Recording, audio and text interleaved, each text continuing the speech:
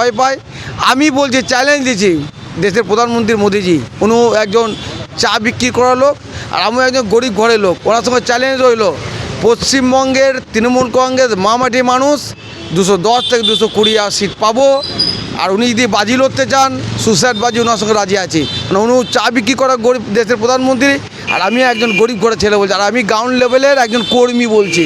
উনি তো নেতা, ওনার শার্টটার দাম প্রায় 10 লাখ টাকা আর আমার এইটার দাম হচ্ছে 150 টাকা।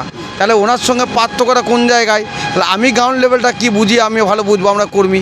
তাহলে আজকে ভোট করার সময় গ্রাউন্ড লেভেলে কর্মী কোথা করছিল?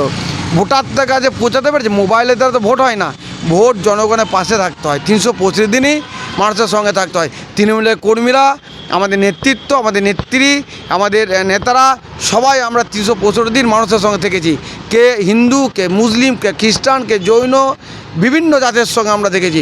কেউ যদি এসে বাংলাকে ভাগ করে দেবে, বাংলাকে ভাগ করা খুব কঠিন। ব্রিটিশরা বাংলাকে ভয় পেয়েছিলেন, নরেন্দ্র মোদিও বাংলাকে ভয় পেয়েছেন। এর উৎখাত ছোটো মেয়ে উনি বুঝতে পারবেন বাংলার মানুষ।